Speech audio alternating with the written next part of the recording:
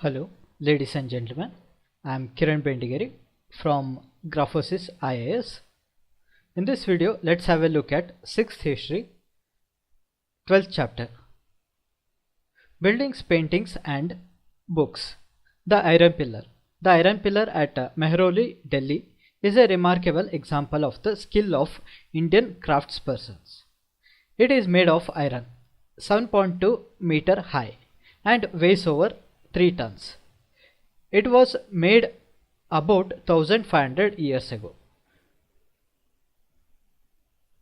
We know the date because there is an inscription on the pillar mentioning a ruler named Chandra, who probably belonged to the Gupta dynasty. What is amazing is the fact that the pillar has not rusted in all these years. So there is iron pillar at Mehrauli.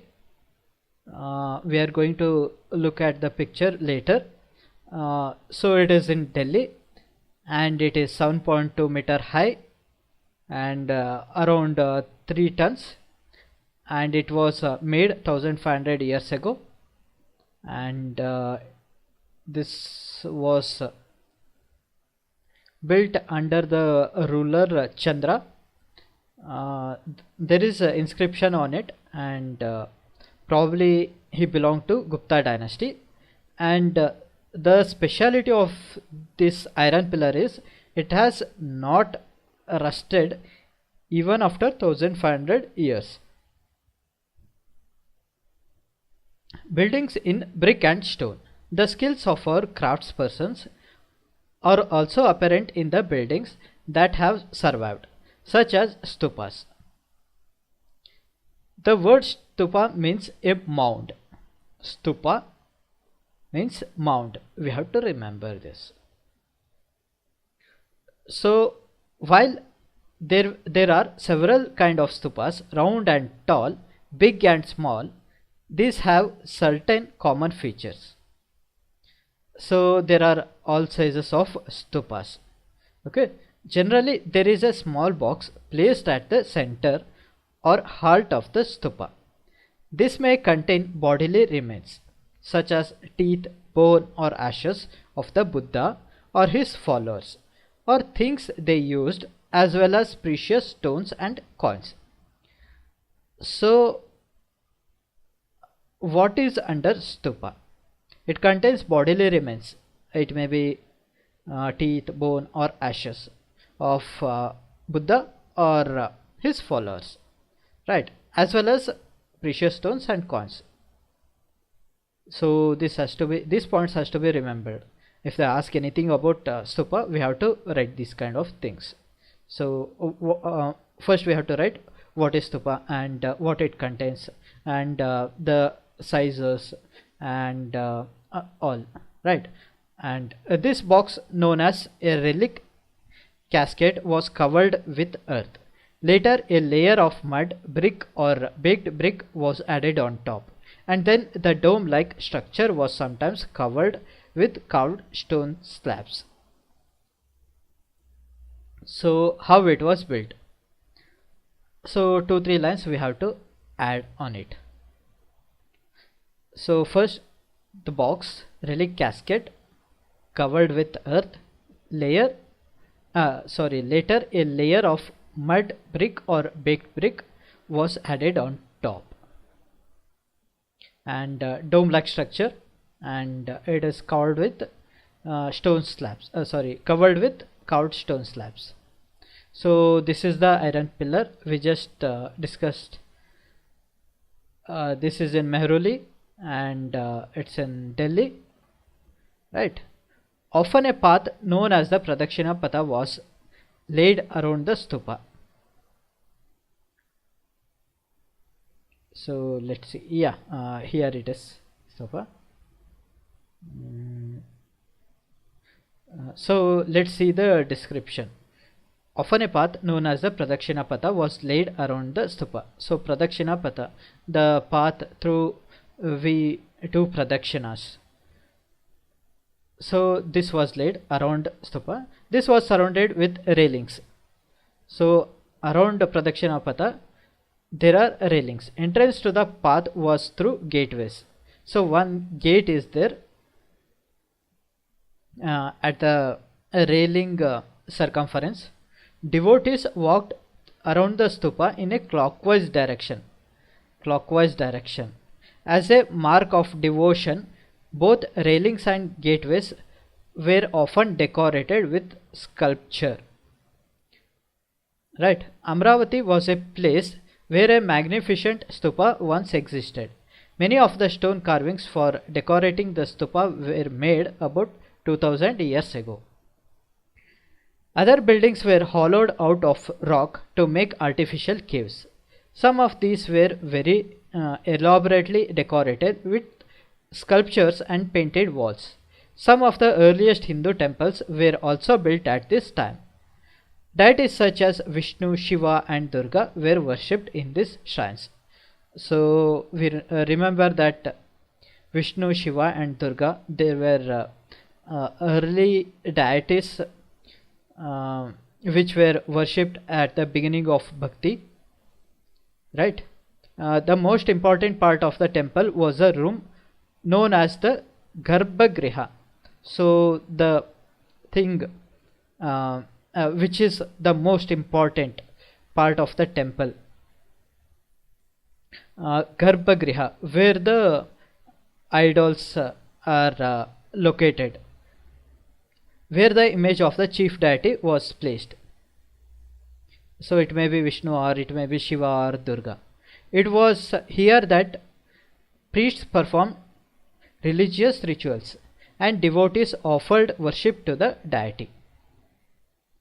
Often as it Pitargaon, a tower known as the Shikhara was built on top of the Garbhagriha. Bitargaon, a tower, it is also known as Shikhara.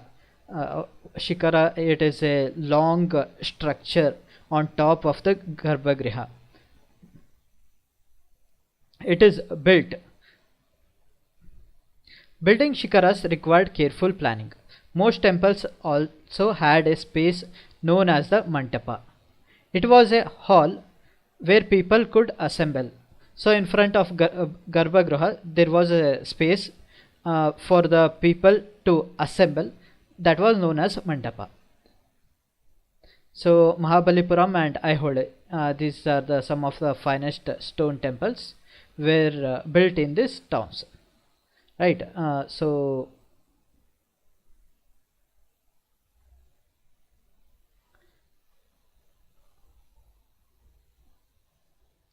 this is the Shikhara what we were reading about. At some temples the Shikharas will be like very high and all.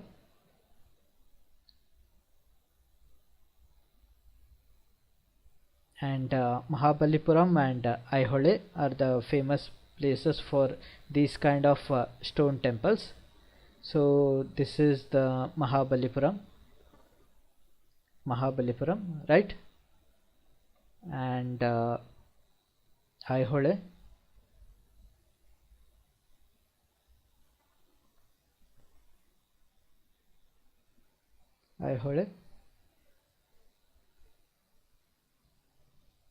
The Great Stupa at Sanchi, Madhya Pradesh. Stupas like this one were built over several centuries, while the brick mound probably dates to the time of Ashoka. The railings and gateways were added during the time of later rulers. So we can see the mound and the Pradakshina Patha in between this one and the railings, and here there is a gate, and there are many things which have been sculpted on this gateway, right? And this is a sculpture from Amaravati, right? An early temple at Bitargaon, Uttar Pradesh, that was built about 1500 years ago and was made of baked brick and stone. Monolithic temples at Mahabalipuram. Each of these were carved out of huge single piece of stone. That is why they are known as monoliths. Mono, single. Lith means stone. So these are built out of a single stone, while brick structures are built up by adding layers of bricks from the bottom upwards. In this case, the stone cutters had to work from top downwards. So stone cutters had to work from top to downwards. The Durga temple at Aihole, built about 1400 years ago. So this is the same thing we just saw, and Durga temple, this is the Durga temple. Yeah. How were stupas and temples built? There were several stages in building a stupa or a temple. Usually kings or queens decided to build these as it was an expensive affair. First, good quality stone had to be found, quarried and transported to the place that was often carefully chosen for the new building. So there are several stages to build a stupa or a temple. So usually kings or queens used to fund these kind of things, and as a first stage they used to find good quality of stone. It was quarried and transported to the place that was often carefully chosen. Right here, these rough blocks of stone had to be shaped and carved into pillars. Here they used to shape those into pillars and panels for walls, floors and ceilings, and then these had to be placed in precisely the right position. Kings and queens probably spent money from their treasury to pay the craftsperson who worked to build these splendid structures. So kings and queens used to fund, and besides, when devotees came to visit the temple or the stupa, they often brought gifts which were used to decorate the buildings. So even common people who are devotees used to gift to build to decorate the buildings. For example, an association of ivory workers paid for one of the beautiful gateways at Sanchi. So ivory workers paid for it. Among the others who paid for decorations were merchants, farmers, garland makers, perfumers, smiths, and hundreds of men and women who are known only by their names, which were inscribed on pillars, railings and walls. So many people contributed for it. Painting. Ajanta is a place where several caves were hollowed out of the hills over centuries. Most of these were monasteries for Buddhist monks, and some of them were decorated with paintings. Here are some examples. As the caves are dark inside, most of these paintings were done in the light of torches. The colors, which are vivid even after 1500 years, were made of plants and minerals. The artists who created these splendid works of art remain unknown. So Ajanta is most famous for painting, right? And yeah, in this place there are several caves which are hollowed, which are carved out of hills around 1500 years ago, and the caves are usually dark, so the painting was done in the light of torches, and the colors which were used was prepared using plants and minerals, and the artist who did all these things are unknown. So this is Ajanta, and there are many paintings in this.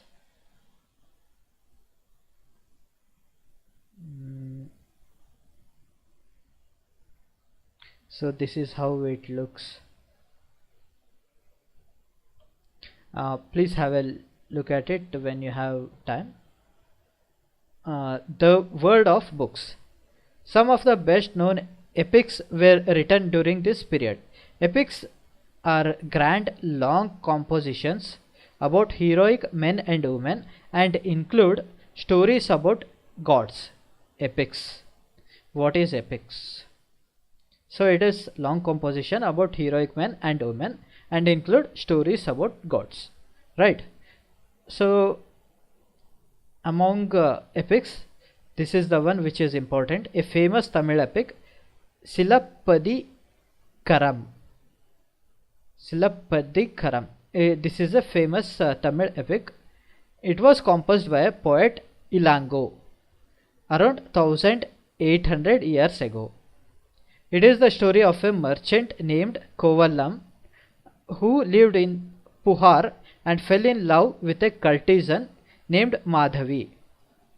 Neglecting his wife Kannagi, later he and Kannagi left Puhar and went to Madurai, where he was wrongly accused of theft by the court jeweler of the Pandya king.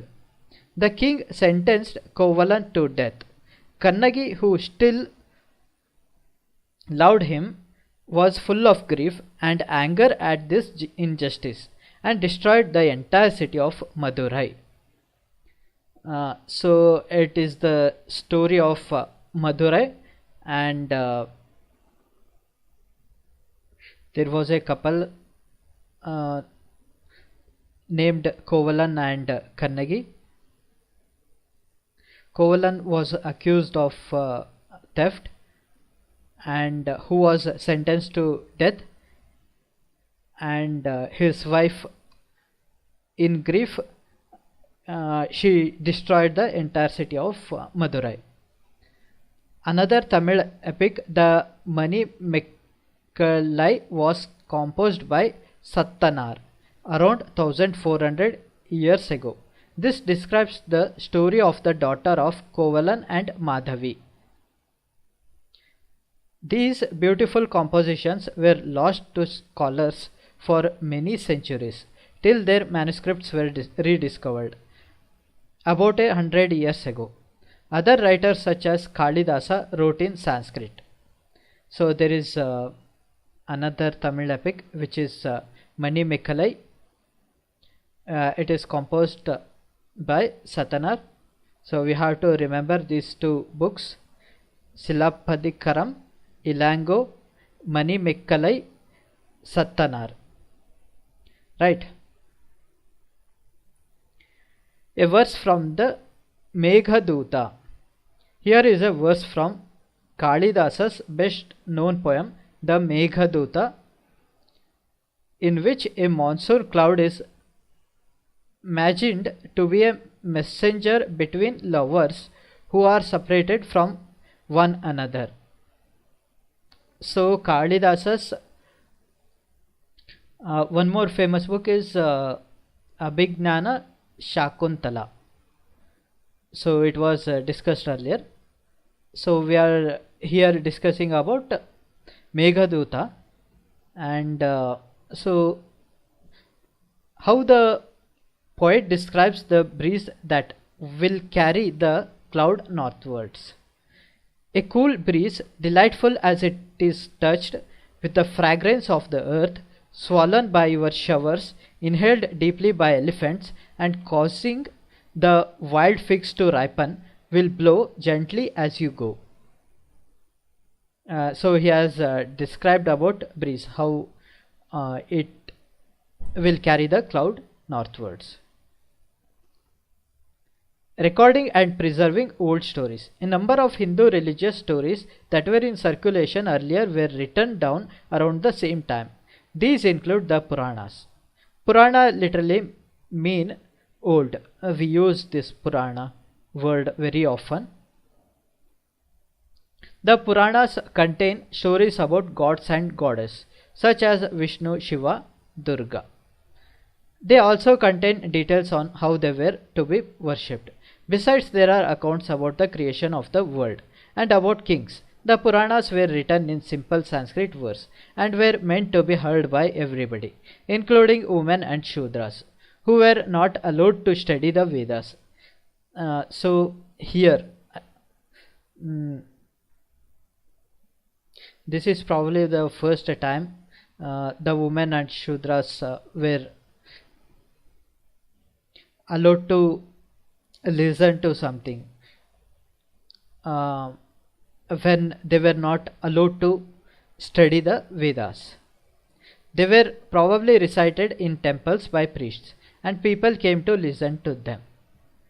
Two Sanskrit epics, the Mahabharata and Ramayana, had been popular for a very long time. Some of you may be familiar with these stories. The Mahabharata is about a war fought between the Kauravas and Pandavas, who were cousins. So these are the epics, Mahabharata and Ramayana. These are Hindu epics which are to be remembered, and the Mahabharata is about cousins and the war which they fought. It was between Kauravas and Pandavas. This was a war to gain control of the throne of the Kurus and their capital Hastinapur. So remember, Kurus and their capital Hastinapur. The story itself was an old one, but was written down in the form of which we know it today, about 1500 years ago. So it was written around 1500 years ago. Both the Puranas and the Mahabharata are supposed to have been compiled by Vyasa. Mahabharata by Vyasa. The Bhagavad Gita was also included in the Mahabharata. So actually the Bhagavad Gita is a part of Mahabharata, in which Krishna preaches to Arjuna. The Ramayana is about Rama. Ramayana, Rama, a prince of Kosala, who was sent into exile. His wife Sita was abducted by the king of Lanka, named Ravana, and Rama had to fight a battle to get her back. He won and returned to Ayodhya, the capital of Kosala, after his victory. Like the Mahabharata, this was an old story that was now written down. Valmiki is recognized as the author of the Sanskrit Ramayana. So we have to remember Mahabharata by Vyasa, Ramayana by Valmiki.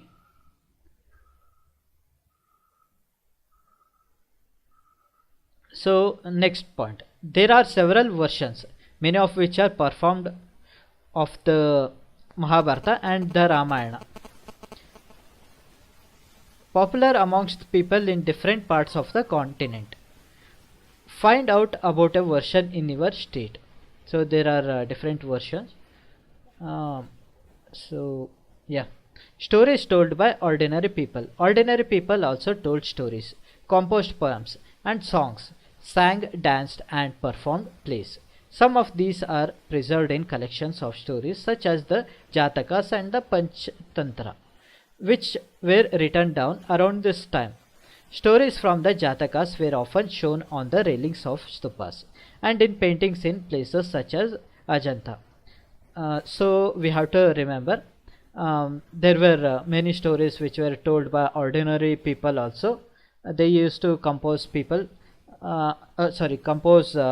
poems and songs. They sang, danced and performed plays. And it used to transfer from one person to another person orally, one generation to another generation orally. So some of these are preserved in Jatakas and the Panchatantra. So we can see about Jatakas on railings of stupas and also paintings in Ajanta. The story of the Monkey King. Once upon a time there was a great Monkey King who lived on the banks of the Ganga in the Himalayas with 80,000 followers. They fed on the fruit of a special mango tree, which were very sweet. Such exquisite mangoes did not grow on the plains. One day a ripe mango fell into the river and floated all the way to Varanasi. There the king of the city, who was bathing in the river, found it and was amazed when he tasted it. He asked the foresters of his kingdom whether they could find the tree for him, and they led him all the way to the Himalayas.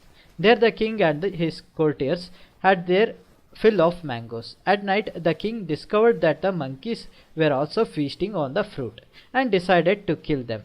However, the king of the monkeys worked out a plan to save his followers. He broke off branches of the mango tree and tied them to form a bridge across the river and held on to one end till all his followers crossed over. Exhausted with the effort, he fell down and lay dying. This is about the Monkey King and his 80,000 followers who lived in Himalayas. They used to feast on the mango tree, the fruit of mango tree, which was very sweet. Once it fell into river and it reached Varanasi. There the king tasted it and he liked it very much. So he went, he followed the path and he went to the Himalayas and found the tree, and he decided to kill the monkeys. So when the Monkey King got to know the intention of the king, he built the bridge and he saved all his followers. At the end, it was tired and it died. The human king saw what happened and tried unsuccessfully to revive the monkey. When he died, the king mourned his death and paid him full respect. This story is shown on a piece of sculpture found from a stupa at Bharat in central India. So this story is found on sculpture, and later how the king mourned his death and all. It's on a stupa at Bharat in central India, right? Writing books on science. This was also the time when Aryabhatta, a mathematician and astronomer, wrote a book in Sanskrit known as Aryabhatyam. Aryabhatta wrote Aryabhatyam. He was a mathematician and also astronomer. He stated that day and night were caused by the rotation of the earth on its axis. Even though it seems as if the sun is rising and setting every day, he developed a scientific explanation for eclipses as well. He also found a way of calculating the circumference of a circle, which is nearly as accurate as the formula we use today. So without having any satellites or special equipments or instruments, Aryabhatta at that time itself, he calculated the circumference of a circle which the earth used to rotate, and the calculations are nearly accurate as the formula we use today. 0. While numerals had been used earlier, mathematicians in India now invented a special symbol for 0. This system of counting was adopted by the Arabs and then spread to Europe. So 0 was invented in India. This has to be remembered, and it was later adopted by Arabs and Europe. It continues to be in use throughout the world.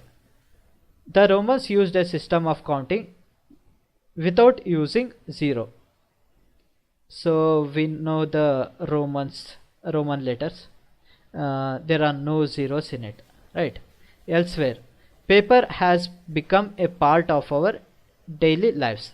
The books we read are printed on paper, and we use paper for writing. Paper was invented in China about 1900 years ago by a man named Kai Lun. He bet plant fibers, cloth, rope and the bark of trees. Soaked this in water and then pressed, drained and dried the pulp to create paper. So this was the process. He bet plant fibers, cloth, rope and the bark of trees, and it was soaked in water, then pressed and drained and dried the pulp to create paper, right? So this process was started in China 1900 years ago. So silk and paper, these both are very important contribution of China. Even now we are following the same process to make the paper, and it was also a closely guarded secret for centuries. It reached Korea about 1400 years ago and spread to Japan soon after. It was known in Baghdad about 1800 years ago. From Baghdad it spread to Europe, Africa and other parts of Asia, including the subcontinent. So how it spread? It spread to Korea and then to Japan, and it was known in Baghdad about 1800 years ago, and from Baghdad it is in Iraq. It later spread to Europe, Africa and Asia, right? So now let's look at important dates. Beginning of stupa building 2300 years ago. Amravati 2000 years ago. Kalidasa 1600 years ago. What books he wrote? Please recall. Iron Pillar, temple at Bhitargaon, paintings at Ajanta, Aryabhata. They are all at this time duration 1500 years ago. Durga temple 1400 years ago. A Jaina monastery from Orissa. This is the Jaina monastery. This two-story building was carved out of the rock surface. Notice the entrance to the rooms. Jaina monks lived and meditated in these rooms. So monks lived and meditated in these rooms, right? Paintings from Ajanta. So this is the end of the chapter, and also end of the 6th standard history book. Thank you.